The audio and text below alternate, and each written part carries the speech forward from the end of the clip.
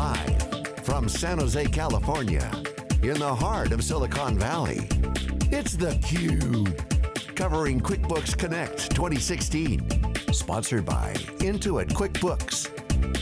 Now, here are your hosts, Jeff Frick and John Walls. Well, welcome back to San Jose, California. We continue here on theCUBE, our coverage of QuickBooks Connect 2016. Of course, theCUBE is the flagship broadcast here on SiliconANGLE TV, where we extract the signal from the noise. And I tell you what, with our next guest, we have a lot of signal to bring you. Scott Cook, the founder and the chairman of the executive committee at Intuit. Scott, thank you for being with us. We really appreciate the time and have been looking forward to this for quite some time. Once we knew you were going to be on theCUBE. No, so good to have you. Good to be here. Well, let's talk about, just first off, you know, look at where you are now, right? 30 some odd years. It's been quite a ride, I would assume, for you.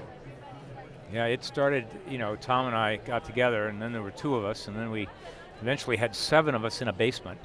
Well, they called it the garden level, but the only part of the garden you could see would be the roots and the gophers.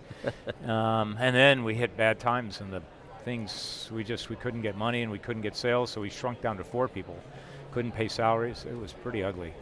And from that, to look at 5,000 people here today, 8,000 employees in the company. When I started, the biggest PC software company was 160 employees. And they were huge, oh, these giants. So, how do we manage all this? Yeah. Right. Well, a quote that we've heard a couple of times today, we heard on the keynote stage, about the corporate philosophy of, we fall in love with your problems, not our solutions. And is that the driving force, you think? I mean, why you've made it through 33 years? Yeah, I actually think that's pretty important, not just to the success of Intuit and QuickBooks and Mint and TurboTax, but to business in general. My theory is what great entrepreneurs do is they find the intersection of 2 circles. So think of a Venn diagram and the intersection. One circle is, what are people's biggest, most important unsolved problems? Not the problems that are already solved by someone else. Find the ones that aren't solved yet, and then look for the ones that we can solve. Because we can't solve everything, but look where we can apply the best technologies in the world. What's in that intersection? And focus there. And in some of the research to get ready for this, you've talked about really focusing on the important stuff. And you gave a great example in that Khan Academy talk about, you know, there's really only 1.5 things that you should really be focusing on to really move the ship forward. That was a very great insight. Yeah, you know, all of us have the desire to do too many things. You get groups, you got 10 people in a room, and they each have their ideas, and it's tempting to shoot at too many targets. And those 10 targets are not of equal importance. You got to go through and kind of rigorously and be disciplined to say, what's the 1.5 most important? And stay relentlessly focused on that. And then how has your role changed? You know, as time has passed, and you know, you're no longer the CEO, now you're chairman, head of the executive board. How have you, kind of learned to still keep your hands on it, but in, kind of a little bit more of a distant role? Well, first of all, thank goodness for leaders like Brad Smith, Sasan Gagarzi, who heads up our small business group. That's really the host of this show. Thank goodness for great leaders like that. So my role's changed a ton. Well, I work really on 2 areas now, which is strategy and then coaching our entrepreneurs. So strategy, I work with Brad and our other leaders, trying to help our leaders see the future and make the big strategic calls. What's really most important? How do we know? And then work with our entrepreneurs. We're a collection of entrepreneurs, basically. We've got a couple hundred entrepreneurial projects going on inside the company at any one time. And each one of those is like a little startup. I mean, they've got a customer in mind, they've got a problem they're trying to solve to improve people's lives so fundamentally. And there are challenges. So helping grow our entrepreneurs and then grow the culture around them to allow great entrepreneurs to invent things that change the world and do that from within Intuit with the huge reach to be able to get the inventions out into the hands of millions and change the lives of tens of millions of people. So, over the course of the run of the company, they haven't all been home runs. Oh yeah. Right? So, how have you learned from those swings and misses and applied them to the small businesses that you're serving who are swinging and missing on a regular basis, and you're trying to narrow that margin, right? Trying to make them more successful. Yeah. So what did you learn, you think, maybe through your attempts about that culture of you know, trying, basically? Yeah, I think maybe the most important thing really dovetails with what you just said. We, early on, when the company was, before we even had our first product out, we'd build a version of it, and then we would bring in test audiences and have them test it to see if they could figure it out without us saying anything. And they couldn't, so then we'd redesign it, and then we'd test again, and then we'd redesign it and test again. Over time, we kind of lost some of that dedication to running experiments. And it became whose opinion, and you'd build, and it was the loudest opinion in the room, or the boss's opinion. And that produced a number of failures, things that just didn't work. Customers didn't buy, or they bought and it didn't produce the desired effect when they bought it. So the thing I've learned about life and companies is to set up a culture where you make decisions based on fast, cheap experiments. That very thing you were talking about. If you got an idea, figure out, okay, what's the leap of faith assumption? Let's go try it. And don't debate it, try it. And then we learn from trying. Now, a bunch of those don't work. But then we learn from the things, why didn't it work? And that teaches us something we didn't know before that may be the fulcrum, the pivot to a new idea. And some of those do work, or most of it worked, but other pieces didn't, and we learn by doing, not by debating in a conference room. So this set up your company so that people throughout the company can take their idea and run the experiment. That produces great entrepreneurs and great learning, a continuous stream of learning. Because I guess the learning begins when you first get real people trying your idea for real. Let me follow up. I was going to say, because the other thing you talked about is that often comes from the youngest and the newest employees, which is completely, this is the kind of a hierarchical structure where these are the people that you should be listening and giving them the opportunity within this comfortable framework to do these experiments. Absolutely, sometimes the very freshest ideas come from the people farthest from the boss, newest in the company, closest to the customer. But typically in a hierarchy, who's got the least clout? Whose ideas are the least listened to? It'd be the new person, the young person. Right. And so part of the genius of running a company of decision by experiment is that everyone's ideas can be run as an experiment. The boss's idea, the CEO's idea, and the person that's new. We should be testing each of those. You know, except in a crisis where you got to make snap decisions, and hopefully those aren't very often. You should run the company so that each good idea can be tested, regardless of where it comes from. And then, the great thing is, then you get the best ideas from all your folks, and they learn from doing. If their idea doesn't work, now they learn from that. Ooh, okay, I thought it was going to do X, it did Y. Why? What didn't I know? That's where learning comes from. Learning doesn't tend to come from the successes. Learning comes from the things that didn't work. So, you know, I think we've all seen good executives, how they operate. They hire good people, right? That's, you have a vision, and then you hire people who surround that and amplify that vision. So when you're looking for people, or when you've been looking for people to work with you, what's that common thread, or what are the traits that you've looked for the most to think, that's a good fit, or this is the person that I want on my team, in order to carry on this vision to where it's expanded to where it is today?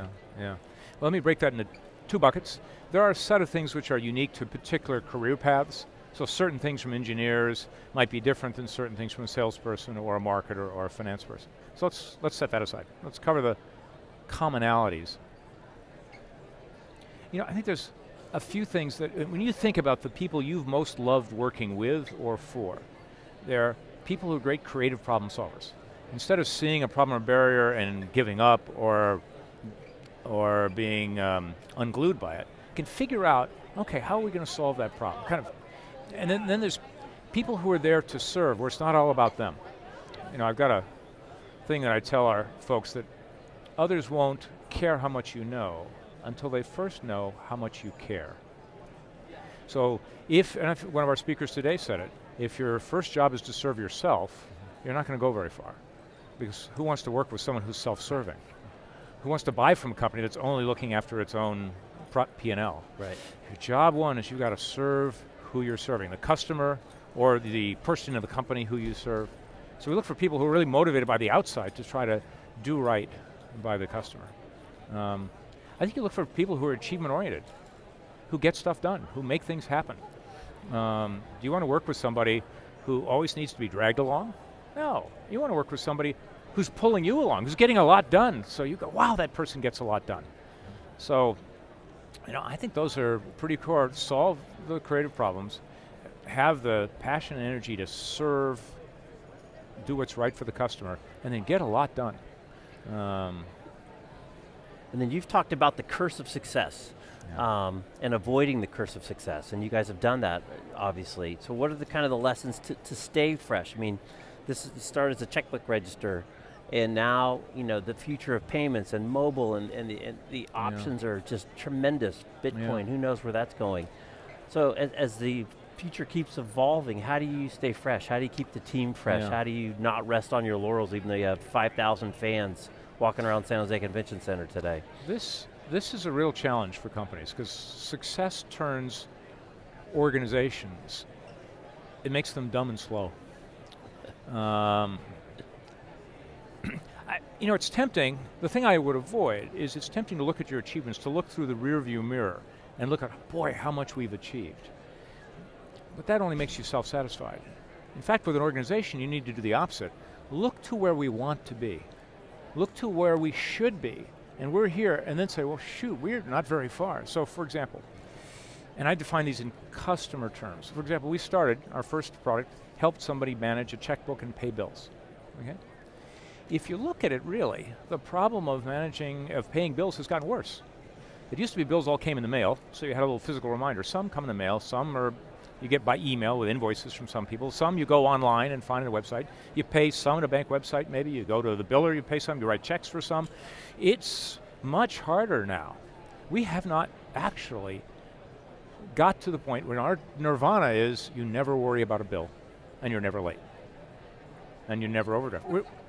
The overdraft rate in the country is around 30% of households have a late payment during the year from which they get fees, and the overdraft charges can be $30, $35. We have not solved that yet. We've got to look and say, with all that we've done, that's what we should have done. And so we've got a team working on that right now and stuff because we got refocused on it. So we'll be coming out in December with stuff in that area. Look at tax. Tax, many people would say, is one of our best businesses, and it is. And look at all we've achieved. But look at the reality. People are still spending a lot of time on tax. Who wants to be spending time typing stuff into tax software? Does anybody? No. There's not an accountant. We haven't solved that yet, guys. There are still 100 million people in the country typing stuff in to systems to do taxes every February, March, and April. That's where we want to be, is ultimately, there is no typing it. All that information that you have that goes in your tax return goes in automatically. And if you're an accountant, it all goes in for your clients automatically, so that you can focus on the high-level stuff and not the drudgery. So, viewed from the lens of really what life should be, what's our aspiration, our ideal, keep people focused on that, and it sure has helped motivate us. I mean, we should be finding a lot of money for small businesses, and we're announcing today ways that we help small businesses find more money. We should be eliminating the drudgery of running a small business. Nobody wants to do the book work. Right. Instead, they want to do what they love to do in business. It could be working with clients. It could be the craft of doing the business. It could be selling new business. Every business person has something they love to do, and it's not doing the books. Right. And yet, people still have to do it. We want to have it on your phone, so you don't have to do the books. It's done automatically, and you got a question, boop, boop.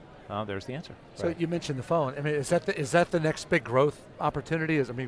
Mobile is top priority with so many different sectors right now. It's the growth today. Yeah. It's the growth today. In fact, every new feature and new benefit that Sasan Goodarzi showed today in his keynote address, every one of them, he showed it on a mobile phone. Every one. And it's the fastest growing, in TurboTax, the great consumer business, it's the fastest growing platform by far. So yeah, if you can take stuff off a desktop and put it so automatically that you can just get on your phone and say, okay, yep, do it. Right. That's Yeah, so that's where we're aiming a lot of our innovation. These are amazing platforms. They, a simple example. The fastest growing form of employment in the United States, and in fact in the world, is self-employed. Where you think of an Uber driver or something like that, people who work as consultants, contractors, they work for themselves.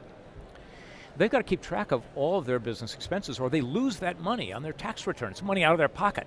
They've got to keep track of every individual business expense, which of course they commingle with their personal checking, personal credit card. And they got to keep track of every mile they drive for business and keep it separate with contemporaneous records that the IRS requires with the starting odometer reading, the ending odometer reading, and the destination and what it was for. Well, you can imagine, that's such a pain in the butt. So many independent business people, freelancers, fail, or they do some but not others. And that's their money right out of their pocket. Thousands of dollars they don't get, they should get that they deserve. So we've devised, and a team really creative work, QuickBooks Self-Employed. It sits on your phone in your pocket. It reads what's coming from your bank and your credit cards, and anytime you're stopped at a stoplight or you've got 2 minutes before a meeting starts, you can go through and say, oh, that was a business expense, business, that was personal, personal. It's that fast. And then you get complete records for your taxes. Oh, and mileage. There's lots of software out there that'll track your mileage, but it does it by pinging the GPS. Right. When GPS takes battery, you ping the GPS all day long, what happens? Goodbye phone. Right. Bye-bye phone. So it's worthless. Our guys, we launched that, quickly found out that people stopped using it because it drained their battery, just like everyone else. So 3 clever engineers, together with a couple others, came up with a really clever idea, which we're patented now, and it tracks your location without pinging your GPS all day long, so it doesn't drain your battery.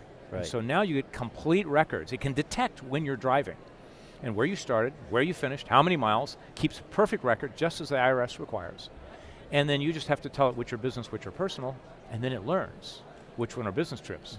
So that over time it knows when you're driving on business and you don't have to do anything. You get complete tax records. We've got businesses using it who get on average $7,000 of tax deductions. $7,000 of tax deductions because of the way it tracks your miles. And you're taking advantage of the platform. You're Yes. taking advantage of the Yes. accelerometer. Yes. And more importantly, I think that the thing about mobile that most people don't maybe consciously think of is the way we interact with it, as you just said, is little bits of time Yes. here, there, and everywhere. Yes. It's not the sit down Right. thing. But I think what I think is most exciting about this show is it's a lot of talk about technology, but at the end of the day, it's really more about business Yes. and small Yes. business and Yes. small, medium-sized business and getting business done. Yes. And letting people do those dreams, like the gal that was on the keynote. Yes. Letting her build her company and her franchise and not have to worry about, Yes. am I getting all the right deductions? That's right. I think technology is the enabler, but it's all to enable what? What are we trying to deliver? And you saw it in the kind of the lead-off slides. We're trying to fuel the success of small business. This is all about success. The technology is the enabler, but that's not the center, the star of the show. The star of the show are small businesses and how they succeed and how the suite of things that hundreds of developers and hundreds of software entrepreneurs who all build for the QuickBooks ecosystem, the new methods and new ways to drive small business success. And at the end of the day, we don't measure ourselves with software. We measure ourselves with how much more money did we make small businesses? How much time did we save them so they could do what they love? How did we help them grow their business? Running a small business is and I know from starting Intuit, it absorbs who you are. You identify with that business. It is your representation to the world, Right. to your spouse, to your in-laws. And if that business is successful, it's something about you that's irreplaceably positive. If that business is struggling, it strikes to the core. Yeah. I mean, you feel bad, you look bad. So helping businesses succeed and move them from mediocrity to success is such a home run for the psychology of this growing part of our economy, for each individual. I mean, it's your report card on yourself. And we can help make those report cards much better. And that's our mission. That's how we're going to change the world so dramatically. People can't imagine going back. Well, I'd say you've already changed it dramatically, and it is exciting to hear about the next steps. But this whole blend of strategy and execution and culture, you'd be commended for. It's just a great example of all those factors coming together and make great things happen for a lot of people around the globe. So congratulations for that, and thank you for being with us, Scott. We appreciate the time here on theCUBE. Jeff, John, thank you very much. This thank is a pleasure. you. Good You stuff. bet. Back with more from San Jose in just a bit. You're watching theCUBE here on SiliconANGLE TV.